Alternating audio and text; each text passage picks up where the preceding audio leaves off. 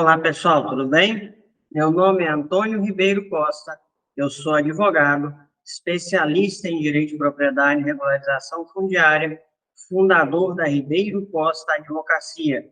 E hoje a gente vai tratar aqui com vocês de um tema de suma importância para todos os profissionais que atuam diretamente com o produtor rural em questões ligadas à posse e propriedade.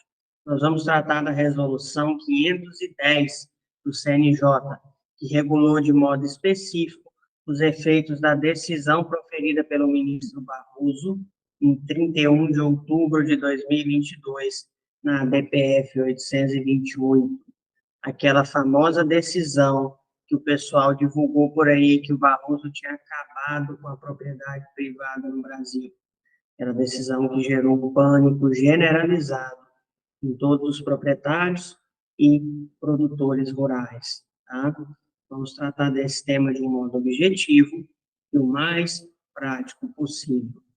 Então, sem delongar muito, eu queria convidar vocês ainda para clicar aqui na descrição do vídeo, tem um artigo que eu vou deixar para vocês, que trata dessa DPF 828.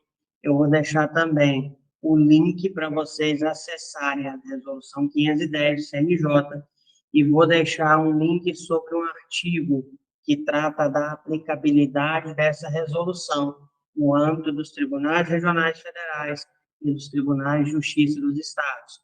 Vai estar tudo aqui na descrição, tá? Para quem tiver interesse também, pode pesquisar no Instagram, @RibeiroCostaADV. Segue o nosso escritório para ver como é que é a nossa linha de trabalho e ficar por dentro dos melhores conteúdos relacionados à propriedade e regularização fundiária. Então, pessoal, vamos lá. Já subi o slide aqui para vocês, tá? Resolução 510 de 2023 do CNJ e regulação das comissões de conflitos fundiários. Quando o ministro Barroso deu a decisão, determinou a criação dessas comissões, ele chamou essas comissões de conflitos fundiários. Só que o CNJ, nessa resolução, passou a chamá-las de comissões de soluções fundiárias, tá? No âmbito do CNJ, Comissão Nacional, no âmbito dos tribunais de justiça e dos tribunais regionais federais, as comissões regionais. Tranquilo? Vamos lá, então. Vamos compreender os antecedentes dessa problemática. Primeiro é o Decreto Legislativo 6 de 2020, que inaugura o reconhecimento do status de pandemia no Brasil. Tá? Com esse decreto é que ocorrem os fechamentos e o isolamento social. E aí se cria uma problemática. Tá? O Poder Judiciário suspendeu o decurso de prazo, suspendeu seus trabalhos. Então, o que tinha de reintegração de posse e despejo para fazer, não se fazia mais. E outro detalhe, como é que eu vou fazer um despejo, jogar uma pessoa na rua? Como é que eu vou fazer uma reintegração de posse durante um período de pandemia em que a maioria das pessoas é proibida pelo Estado, inclusive de sair na rua? Isso aí gerou um vazio, uma lacuna no cumprimento de inúmeras decisões de despejo e reintegração de posse, e fez com que os ocupantes desses imóveis desenvolvessem um vínculo ainda maior com essa ocupação. Isso aí criou toda uma problemática a tal ponto que foi necessário surgir uma lei específica, que é a 14.216 de 2021, para regular o período de transição entre a fase de pandemia e a fase pós-pandemia. E essas discussões se acirraram, e se acirraram por quê? Elas se acirraram porque já se discutia se as reintegrações de posse decretadas antes da pandemia, mas não cumpridas durante a pandemia em virtude da situação de saúde, ou se as requeridas durante a pandemia teriam o mesmo tratamento jurídico, se aquelas que não se iniciaram após a pandemia, mas se iniciaram antes e se intensificaram durante, teriam o mesmo tratamento, um tratamento distinto. Tudo isso aí foi debatido no bojo do que a gente chama de arguição de descumprimento de preceito fundamental, a DPF. Tá? A DPF é uma ação de controle de constitucionalidade. O objetivo primário dela era decidir se essa questão da vedação, a reintegração de posse e despejo, era só para ocupações urbanas ou rurais. Entendeu-se que valia tanto para imóvel urbano quanto para imóvel rural. E o critério era o status de vulnerabilidade dos ocupantes.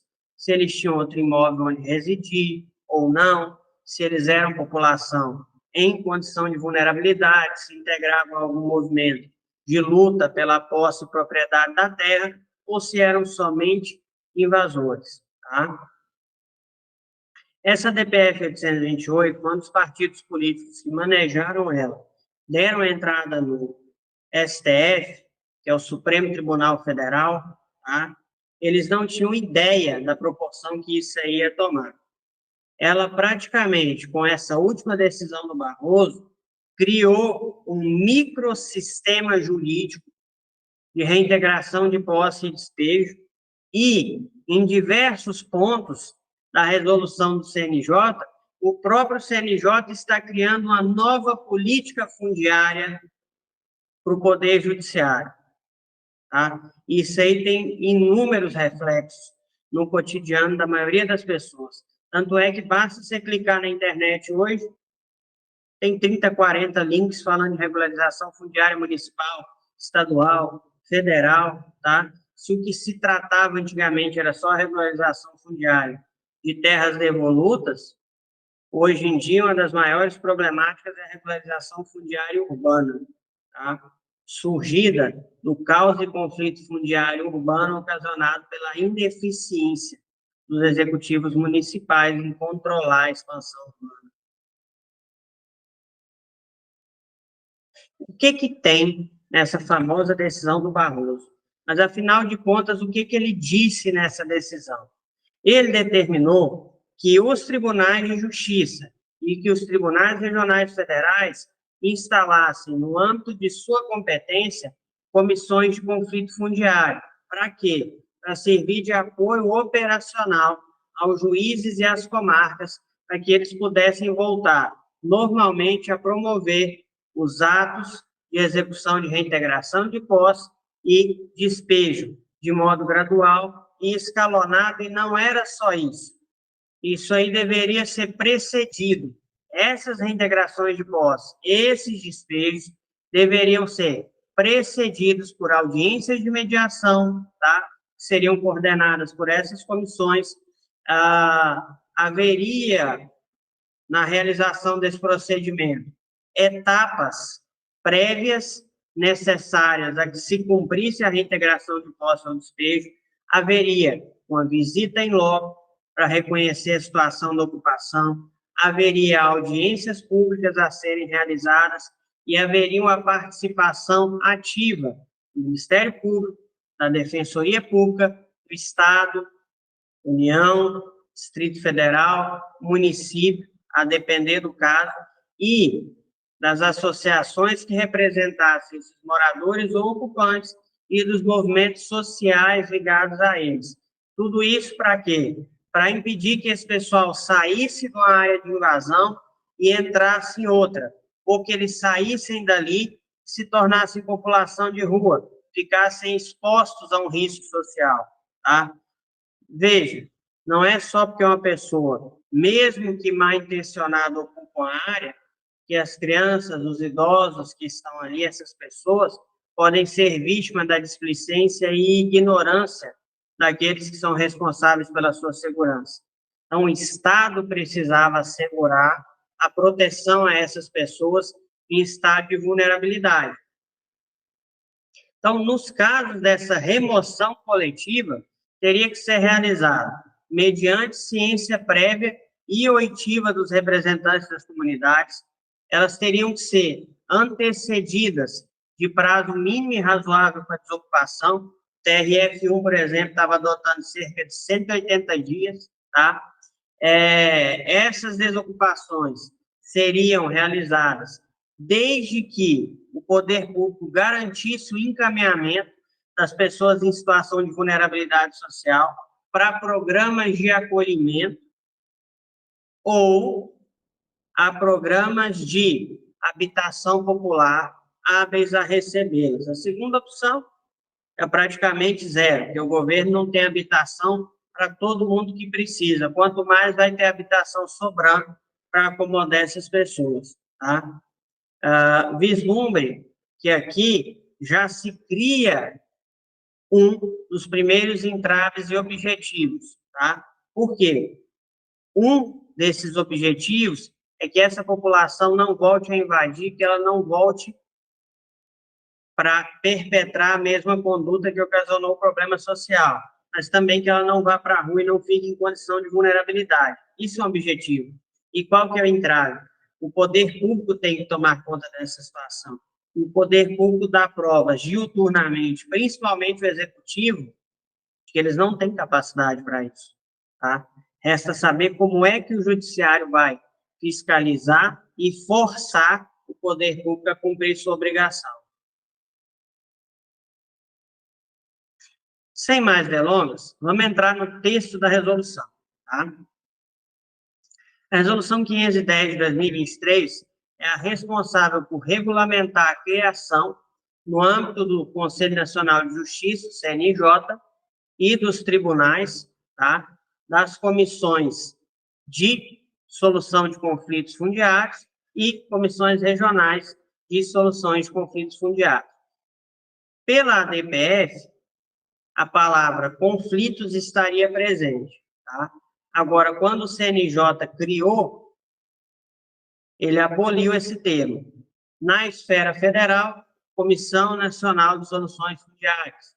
Na esfera dos TRFs e dos TJs, Comissões Regionais de Soluções Fundiárias. Por quê? Porque você vai ver que essa comissão ela não existe só para resolver o problema do conflito, de que esta comissão ela existe muito mais do que isso para resolver o problema social das invasões. Então, ela cria objetivos a curto e médio prazo e a médio e longo prazo, como a gente vai ver lá na frente. Tá? No âmbito do CNJ, o que disciplina o funcionamento dessas comissões é a Resolução 510 de 2023. Elas são compostas por um conselheiro do CNJ e 4 juízes indicados pelo gabinete da presidência do CNJ. E quais são os objetivos? A gente pode citar os objetivos que estão em preto como objetivos a médio e curto prazo. São objetivos práticos. E os objetivos que estão em azul como objetivos programáticos a longo e médio prazo. Esses que estão em azul é que eu digo para vocês que são os responsáveis pela criação de um novo modelo de política fundiária no âmbito do Poder Judiciário. Tá? Vamos lá? Primeiro objetivo, estabelecer protocolos para o tratamento das ações que envolvam despejos ou reintegrações de posse em imóveis de moradia coletiva ou de área produtiva, desde que essas populações sejam vulneráveis, tá? Isso aí vai se aplicar tanto a imóvel urbano quanto a imóvel rural. No urbano, ocupação coletiva. No rural, ocupação coletiva e produtiva. Eles têm que produzir no imóvel. E, em ambos os casos, a população tem que ser enquadrada no conceito jurídico de vulnerabilidade. Veja, também é objetivo o desenvolvimento em caráter permanente de iniciativas voltadas a assegurar a todos o direito à solução desses conflitos por meios adequados à sua natureza e peculiaridades, de forma a evitar a prática de ações violentas e incompatíveis com a dignidade da pessoa humana. Isso aqui está relacionado ao conceito de reintegração de posse humanizada, que a gente tratou naquele artigo sobre a DPF 828, que o link está aqui embaixo, tá? Isso aqui faz parte de algo que o CNJ vai desenvolver ao longo dos anos. É algo que não é temporário, não é voltado à resolução de um simples problema ocasionado pela pandemia. É uma política que vai ser implementada de forma a colmatar as lacunas da problemática fundiária que o poder público tanto deixa sobressair no Brasil. Outra questão é que um dos objetivos será incentivar o diálogo com a sociedade e com as instituições públicas e privadas para desenvolver parcerias voltadas ao cumprimento dos objetivos dessa resolução. Isso aqui também destaca que o pensamento é no futuro, não é só no problema de agora, é em estruturar uma nova realidade familiar. Vai se fomentar o estudo e pesquisa sobre as causas e consequências dos conflitos coletivos de posse da terra e moradia, bem como vão ser mapeados e monitorados a existência e surgimento desses conflitos para auxiliar no diagnóstico dos casos e subsidiar a tomada de decisões, tanto administrativas quanto judiciais. Isso aqui também, volto a falar, é a criação de uma nova política de controle de conflitos fundiários. Tá? E, dentre os objetivos práticos, curto e médio prazo, essa comissão vai auxiliar nas visitas técnicas nas áreas objetos de conflito fundiário coletivo, apoiando as comissões regionais. Tá? Ela vai agendar, conduzir reuniões e audiências para apoiar essas comissões regionais e vai emitir notas técnicas, recomendando e uniformizando o fluxo dos procedimentos administrativos das comissões regionais, além de dar outras orientações necessárias para o cumprimento da resolução. Tá? Mas e as comissões regionais? Como é que vai ficar a competência delas? O que eu quero destacar para vocês aqui no âmbito das comissões regionais? Tá? Um dos fatores a que eu quero chamar a atenção para vocês é que elas se chamam comissões regionais porque elas não existem somente no âmbito dos tribunais de justiça. Elas existem também no âmbito dos tribunais regionais federais. Por isso, elas são chamadas comissões regionais. Então, quem vai ter essas comissões? Tanto os TJs quanto os TRFs. Tranquilo até aí? Vamos lá, vamos partir para uma abordagem mais prática dessa questão. Os TRFs, eles vão tratar dessa problemática, especificamente quando o litígio versar sobre a área que tem interesse da União. Então, medidas de desocupação e reintegração de posse que venham a incidir sobre áreas que estejam sendo reclamadas pelo INCRA, no caso, projeto de assentamento, sobre áreas indígenas, sobre parques nacionais, tá? Aí vai haver um manifesto de interesse dos tribunais federais, tá?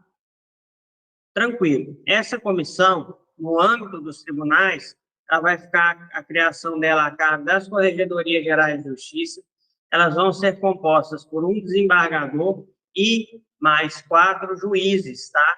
Indicados pela presidência do TJ, e essa indicação vai ser feita tomando por base os magistrados que se cadastrarem na lista de interesse para integrar a comissão.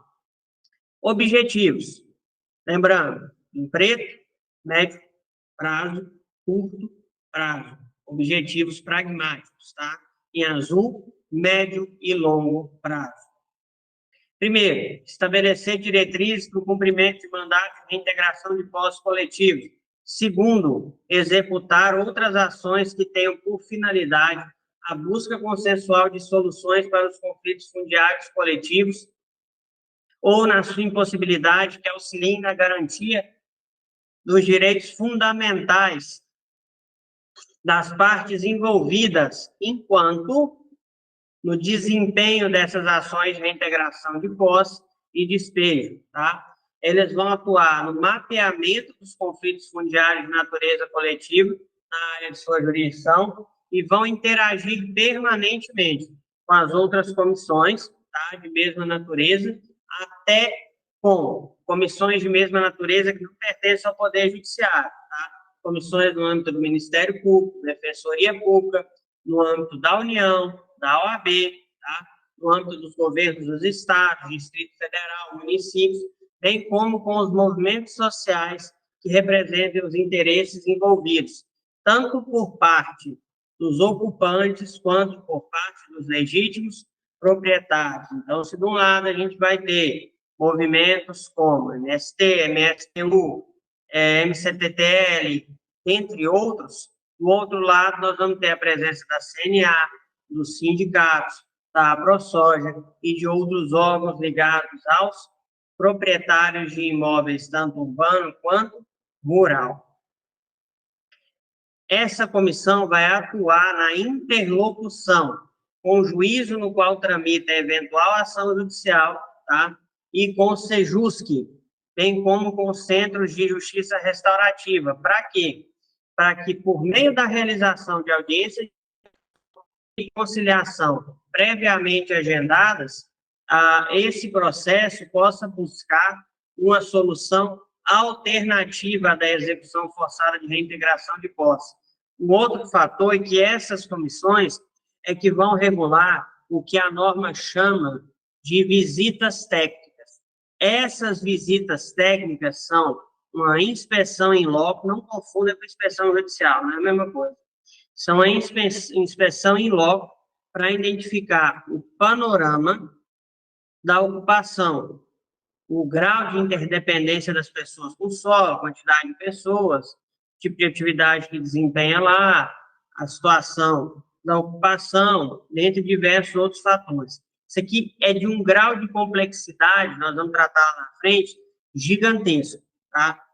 Eu não acredito que hoje o Poder Judiciário tenha condições de fazer isso, frente à morosidade extrema que a gente enfrenta em inúmeros processos e em inúmeras comarcas. Mas tudo bem. Agendar e conduzir reuniões e audiências entre as partes e demais interessados. Isso aqui também, tranquilo, tá? É uma prática que o Poder Judiciário, para resolver conflito fundiário, já implementa há muito tempo. A emissão de notas técnicas recomendando a uniformização e o fluxo de procedimentos também é tranquilo, tá? E compete ainda a elaboração de regimento próprio. Como é que vai funcionar essa comissão no âmbito do CNJ, a Comissão Nacional de Soluções Fundiárias? Elas podem contar com equipe multidisciplinar, serão possível ainda, tá, a integração a essa comissão das demais comissões componentes dos outros órgãos interessados, Ministério Público, Defensoria Pública, nesse caso, e é possível uma cooperação interinstitucional. Até aí, também é algo já bem tranquilo e consolidado no Poder Judiciário. Só que poderão participar das reuniões da comissão como convidados, representantes de movimentos sociais, da sociedade civil organizada e de todos os órgãos ou entidades que possam colaborar para a solução pacífica do conflito em nível federal, estadual e municipal. Isso aqui não deve ser poderão, tá? Não é um poderão de facultar a eles participar, é um poderão de a reunião poderá ou não ser aberta aos representantes desses órgãos, e isso eu considero errado.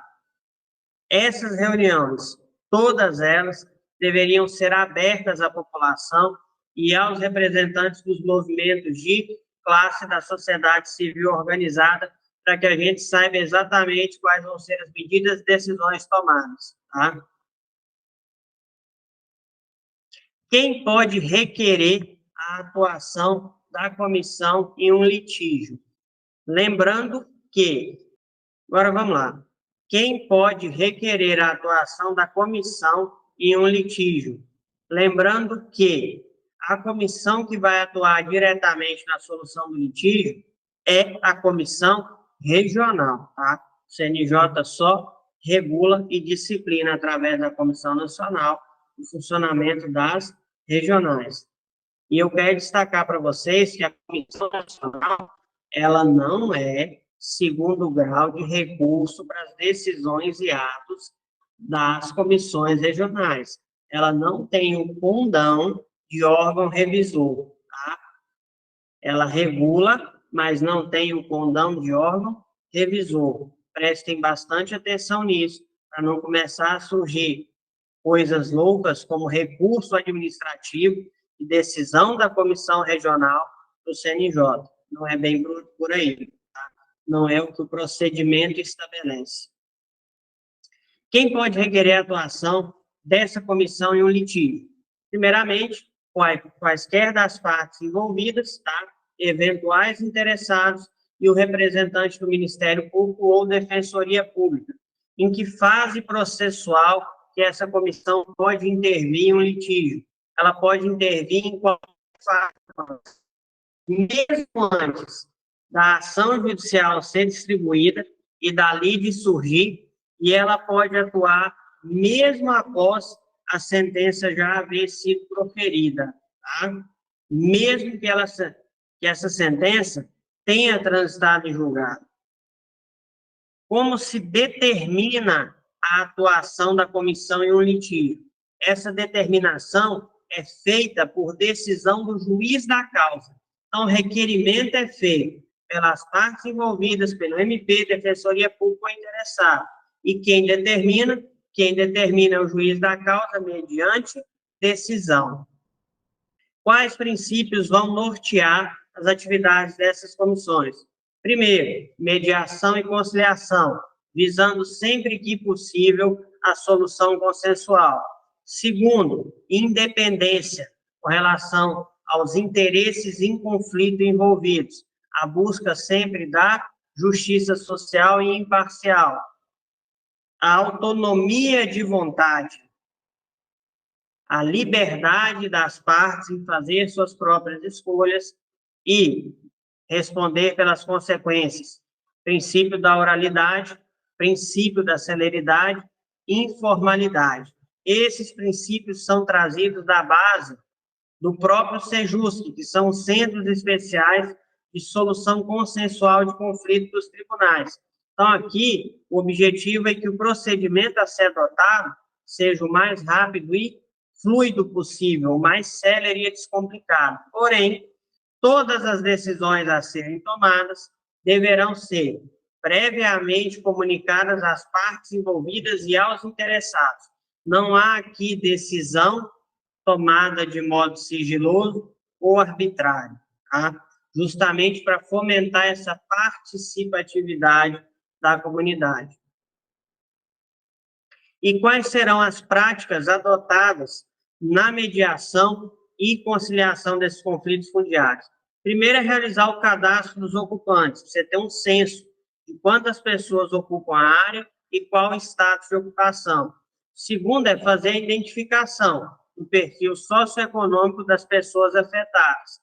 Depois é a divulgação, por meio de placas e cartazes, de que a área em análise é objeto de ação judicial. Por quê? Dois fatores. Primeiro, para evitar que outras pessoas ingressem no imóvel. Segundo, para evitar que as pessoas que já estão lá dentro comecem a vender e fragmentar suas posses. Então, essa área, ela fica vinculada ao processo judicial de modo público e notório para evitar que essa ocupação se alastre. E como é que fica a situação dos tribunais que já instalaram essa comissão? Por quê? Porque com o advento deste ato do CNJ, que é a publicação da resolução, ele determinou a instalação dessas comissões no âmbito dos tribunais em regime de urgência. Sim, só que a decisão do ministro Barroso já tinha determinado isso e ela foi proferida em 31 de outubro de 2022. O CNJ só veio a regular essa situação em 26 de julho de 2023, quase um ano depois. No caso dos tribunais, em que essas comissões já estão instituídas, tá? Quando da aprovação desta resolução, eles podem convalidar, mediante ato administrativo da presidência do tribunal, a existência dessas comissões, desde que se respeite a composição mínima prevista na resolução e que o ato seja comunicado ao CNJ em até 30 dias. Tranquilo?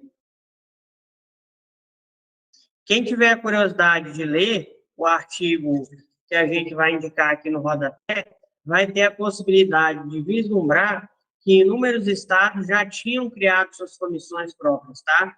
Quando veio essa resolução do CNJ.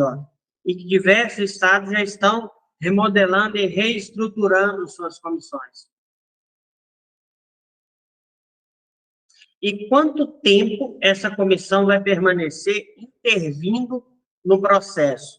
Por quanto tempo esse litígio vai permanecer na comissão? Porque a partir do momento em que é pedida a remessa da lide à comissão, o processo é paralisado e a comissão intervém com um procedimento paralelo regulado por essa resolução. O processo deixa de tramitar pela via judicial ordinária e ele passa a seguir o microsistema da resolução.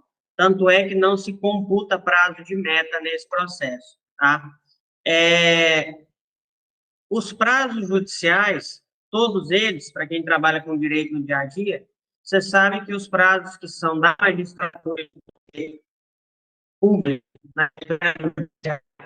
eles são impróprios. Então, existe um prazo pré-estabelecido, só que devido à sobrecarga de trabalho, ele pode ser dilatado quando necessário. Então, assim, não existe um prazo determinado, no caso da permanência do processo na comissão. Porém, ele deverá observar a exigência de que ele prime pela resolução da controvérsia em até 90 dias, admitido prorrogação. No processo judicial, o prazo do juiz é impróprio.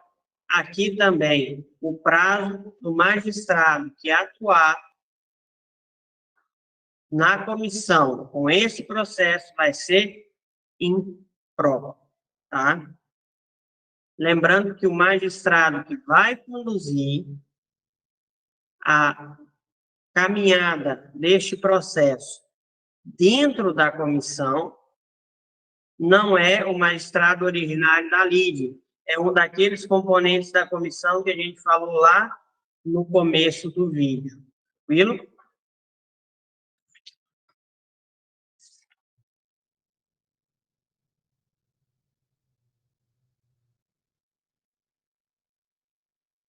As partes envolvidas e os representantes serão intimados nas reuniões da comissão, quando necessário, partes, advogados e representantes dos ocupantes deverão ser cientificados das reuniões e das audiências da comissão regional, por qualquer dos meios admitidos em lei. Qual que é a minha crítica? Aqui não é quando necessário, é necessário. A comissão não pode reunir em caráter sigiloso para tratar desse tipo de assunto sem a participação dos interessados e da sociedade civil, a não ser que eles vão tratar de questões internas organizacionais da comissão, tá? Divisão de carga horária, estrutura de funcionamento, quantidade de processo que vai ficar para cada um, se eles vão se dividir por região dentro do estado, se não vão, essas questões que pertencem à administração e ao procedimento interno deles, tranquilo. Agora, as questões que demandam a forma como os processos de solução de conflito fundiário vai ser coordenado, não. Isso aí tudo tem que ser debatido de modo amplo, transparente e aberto para toda a sociedade. Como vai funcionar essa visita técnica que a gente já falou lá atrás? Então, vamos lá. Antes de qualquer ato, antes da prática de qualquer ato, dentro da comissão, essa visita técnica tem que ser conduzida. Para quê? Para fazer o diagnóstico social da ocupação. Então, ela vai anteceder a prática de todo e qualquer ato dentro da comissão no que diz respeito à tramitação dos processos. Atendendo ao disposto no artigo 2º, parágrafo 4º da Lei 14.216 de 2021, que tem por objetivo ampliar a cognição da causa pelo juiz, possibilitar o melhor tratamento do conflito e favorecer a criação de um ambiente de conciliação e mediação. A visita será conduzida observando os seguintes requisitos. Então, o que é o objetivo? É o juiz saber como é que é essa invasão, há quanto tempo ela está lá, quantas pessoas tem lá, qual que é o panorama social dessas pessoas. O pessoal está me falando que produz lá, mas será que produz alguma coisa mesmo? Qual que é o perfil desse pessoal? É trabalhador rural que não tem terra para trabalhar? É o pessoal que veio da cidade, migrou para o campo? O que que existe nessa comunidade? Tráfico de droga? Existe prostituição? Existe arma ilícita? Existe algum tipo de exploração de trabalho ilícito? Então, é promover esse diagnóstico, tá? Essa promoção de diagnóstico facilita para o juiz compreender como é que ele vai executar as medidas processuais e deveria ter por objetivo também abrir portas para conciliação e mediação. Só que a gente sabe que isso aí é bem difícil, tá? Então, vamos lá. Como é que ela vai ser conduzida? Ela vai ser conduzida mediante a designação de data e horário que vão ser informados aos requerentes, bem como ao magistrado responsável pela causa, tá? Lembrando, quem conduz a visita é o magistrado pertencente à comissão e o magistrado da causa originária também vai acompanhar essa visita. Também vão ser intimados as partes, eventuais terceiros interessados e seus procuradores, representante do Ministério Público, representante da Defensoria Pública, tá? O representante do Poder Público Municipal da situação do imóvel e eventuais movimentos sociais ou associações de moradores que sejam responsáveis por dar suporte e representar esses ocupantes. Depois que você intimou todo mundo e estabeleceu um contato prévio com o autor e com os ocupantes, e que você conseguiu identificar se existem lideranças e eventuais movimentos sociais instalados ali, você vai informar a eles sobre o roteiro de trabalho da comissão, para que eles já fiquem cientes de como é que esse procedimento vai funcionar. Isso aí existe para abrir uma primeira linha de diálogo, tá? Depois disso, e aí, na prática, no dia e horário designado, a comissão visitará o local. Essa visita, sempre que possível, será acompanhada pelas pessoas e órgãos competentes e conduzida conforme relatório de visita técnica nos termos da própria resolução. Sempre que possível, por quê? Porque é necessário, se possível, que acompanhe essa visita um assistente social, um psicólogo, profissionais da área de saúde, por exemplo, um médico. É necessário que acompanhe essa visita um engenheiro civil, é necessário que acompanhe essa visita profissionais de conselho tutelar, tá? Então, sempre que possível, ela deve ser acompanhada pelos representantes dos órgãos competentes. Haverá casos em que não será possível? Haverá, tá? Mas o primordial é o diagnóstico pelo magistrado da situação da ocupação. E aí, para conduzir essa visita, vai ter um relatório técnico que vai ser elaborado. No próprio anexo da resolução que eu postei aqui para vocês, tem um modelo de relatório técnico. O pessoal vai abordar a idade dos ocupantes, origem, estado de saúde, profissão, último emprego, renda, quantidade de pessoas que compõem a família. Tudo isso vai ser abordado para fazer o diagnóstico da ocupação, para possibilitar fazer uma leitura de como é que o Poder Judiciário vai lidar com isso e de quais vão ser as responsabilidades do Poder Executivo, para não permitir que essas pessoas fiquem em situação de vulnerabilidade, sejam levadas a se tornar população de rua ou a praticar outra invasão. A meta é resolver e acabar com o problema, não é tirar o pessoal de lá para eles invadirem outra terra, entendeu? Então, o raciocínio é esse.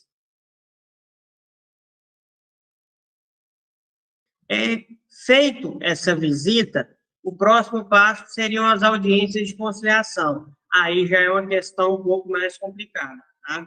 Essas audiências, eu acredito que o Poder Judiciário vai fazer nas câmaras de vereadores, nos moldes de uma audiência pública, tá? Essas audiências, elas podem ser designadas em qualquer fase do processo judicial. Qualquer fase do processo judicial, tá? No processo, na comissão, ela só pode ser designada depois da visita técnica, tá? Eu estou tratando aqui com você dessas etapas na mesma ordem que a resolução determina que elas sejam praticadas, tranquilo? Então, vamos lá. As audiências de conciliação podem ser designadas em qualquer fase do processo, condicionada à prévia realização da visita técnica, ex officio ou mediante o requerimento de qualquer das partes interessadas, tá? Será conduzida preferencialmente pelo juiz que conduziu a visita técnica e é obrigatória para os casos onde a ocupação ocorreu há mais de 1 ano e 1 dia e facultada aos demais casos. Então, se a ocupação tiver mais de 1 ano e dia, para que o procedimento se desenrole, é obrigatória a realização de audiência de mediação ou conciliação. Entendam isso. Tem menos de 1 ano e 1 dia, pode ser dispensado. Tem mais de 1 ano e 1 dia, ela é obrigatória, tá? Não tem como ficar sem fazer e não necessariamente vai ser feita uma audiência só, pode ser designadas quantas o juiz julgar necessárias, segundo o seu critério, para promover a paz social no local de ocupação e resolver consensualmente o conflito. Vão ser intimados para comparecer as partes interessadas, representante do MP, representante da Defensoria Pública e, preferencialmente, dos órgãos especializados em conflitos de natureza fundiária, das procuradorias do Estado e do município, representantes de movimentos sociais eventualmente envolvidos na ocupação. Lembre sempre, os movimentos sociais que vão ter voz ativa aqui é aqueles que têm envolvimento com os ocupantes em questão, tá? Bem como representantes de órgãos públicos e privados que atuem na defesa dos interesses correlatos na área do litígio. Então, são aqueles órgãos que estão ligados ao pessoal que é produtor rural, ao homem do campo, aos proprietários de imóveis rurais, aqueles órgãos que são ligados ao pessoal que trabalha como incorporador, quando a área é no perímetro urbano, tá? Então, os representantes dos interesses de ambos os lados têm que estar presentes, para impedir que isso aqui corra a revelia e que só uma das partes seja escutada na solução da litígio. Tá, supondo que a mediação não funcionou. E agora, como é que a gente vai fazer a reintegração de posse? Primeiro, ela tem que ser precedida por uma audiência pública, tá? Essa audiência pública vai ser sob a forma de uma reunião preparatória. Nessa audiência, sob a forma de reunião preparatória, vai ser elaborado um plano de ação e um cronograma de desocupação, tá? Vão estar presentes os ocupantes, seus advogados, o Ministério Público, Defensoria Pública, os órgãos de assistência social, os movimentos sociais ou associação de moradores que prestem assistência aos ocupantes, tá? Os representantes da parte contrária envolvida, ou seja, dos proprietários e seus advogados, bem como o oficial de justiça que vai cumprir a ordem, sem prejuízo dos demais interessados. Então, qual que é a base? Ambas as partes do processo, com seus advogados, Ministério Público, Defensoria Pública, tá? As associações de moradores ou movimentos sociais e o oficial de justiça.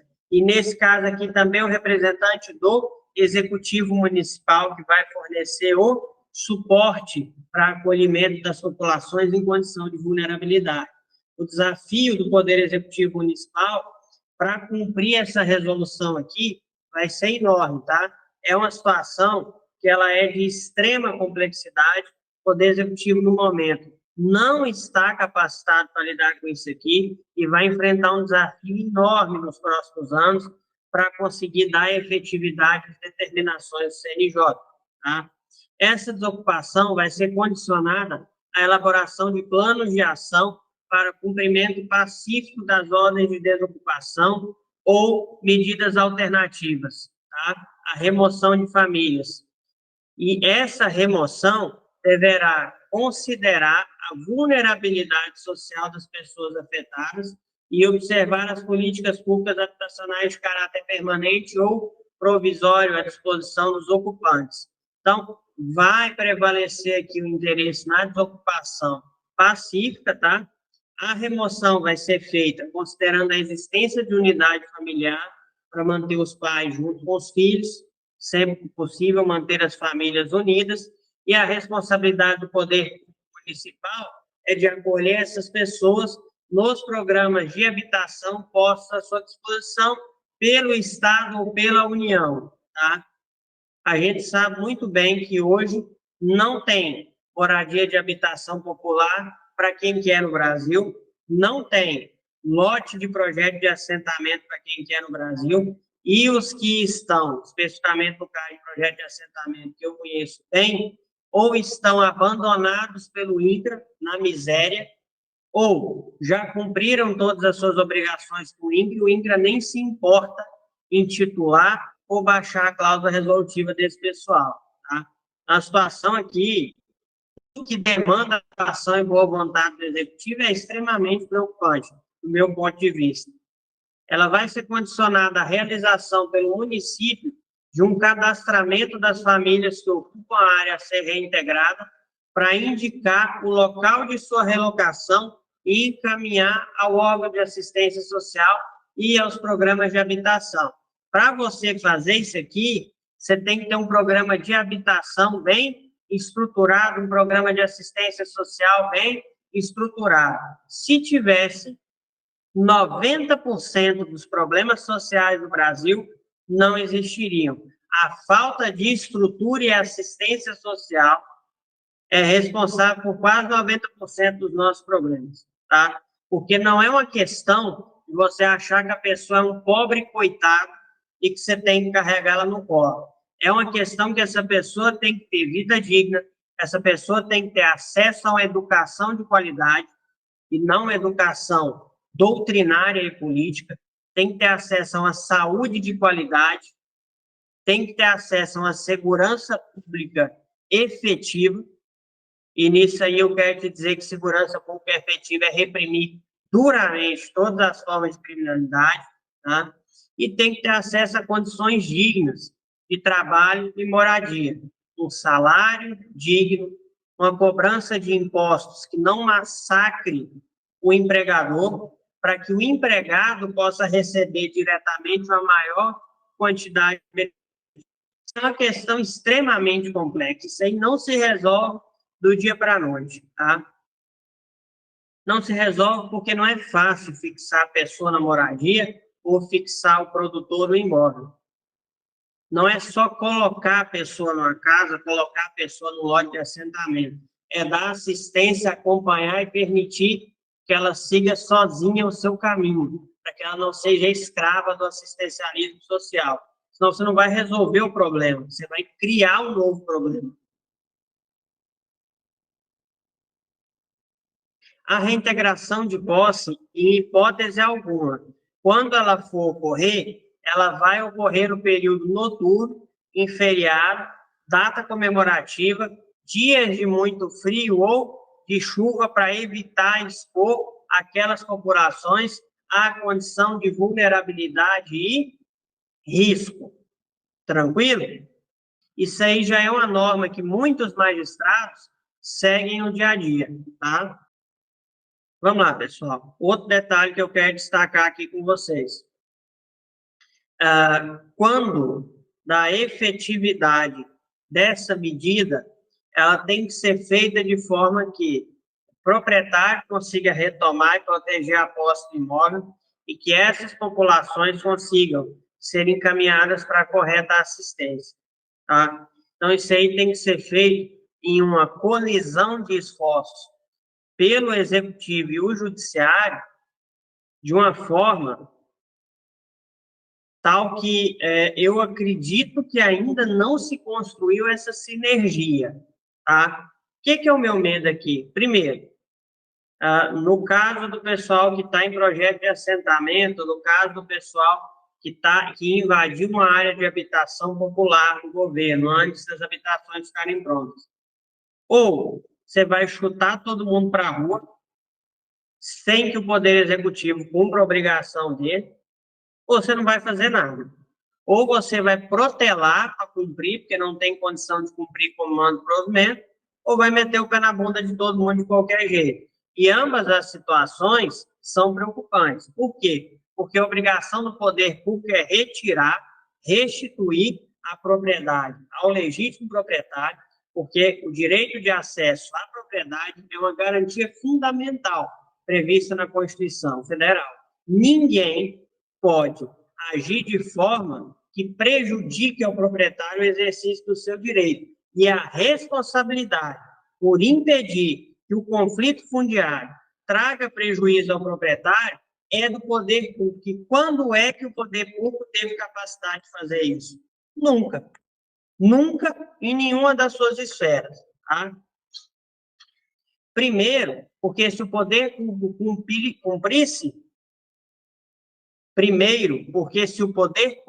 cumprisse as obrigações que ele tem para com as populações em estado de vulnerabilidade, não haveria invasão. Segundo, se o poder público fiscalizasse e punisse as invasões feitas pelas pessoas que praticam grilagem irregular, também não haveria invasão, tá? Você tem que lidar aí com dois contextos distintos.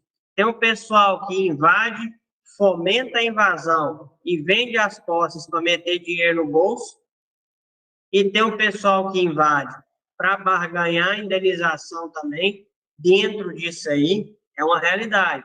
E tem o pessoal que invade realmente alienado por uma luta social de acesso à propriedade para trabalhar e moradia para habitar, tá? Quando, na verdade, esse aí não é o caminho. O caminho seria cobrar uma ação efetiva do poder público. Enquanto a maioria dos nossos governantes e políticos está vivendo uma vida de luxo e exaltação, eles estão provocando o povo para que eles se degladiem entre si, propiciando caos e desordem, para eles continuarem tocando política eleitoreira. Isso é difícil vislumbrar, mas é de fato o que está acontecendo. E vai haver reflexo no judiciário de modo definitivo a partir dessa resolução? Eu digo que sim, tá? Eu digo que sim. Isso aí não é algo provisório, não se iludam. Por quê? No artigo 17 dessa resolução, já está previsto que caberá a todos os tribunais nacionais, à exceção do Supremo Tribunal Federal, no âmbito de suas respectivas escolas judiciais, promover a inclusão nos cursos iniciais de formação continuada de magistrados e servidores de temas de direito agrário, direito urbanístico, regularização fundiária, respeitadas as suas competências. E aí, o que eu quero chamar a atenção de vocês?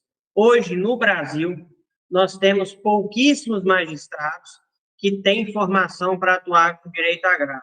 Menos ainda com regularização fundiária, é a mesma questão aplicada ao MP e Defensoria Pública. Para os advogados é mais fácil, que a gente escolhe uma área de concentração e vai. Agora, o juiz não, na maioria das vezes, ele tem que saber de tudo, porque dependendo da vara onde ele estiver, ele vai trabalhar com as causas de mais distintas espécies, dos mais distintos e peculiares ramos do direito. E a maioria das vezes eles colmatam isso aí bem, montando uma boa equipe, tá? Então, a formação de varas especializadas em conflitos agrários, não só na capital, mas em inúmeras comarcas do interior, eu considero que seria uma medida indispensável, tá? Indispensável.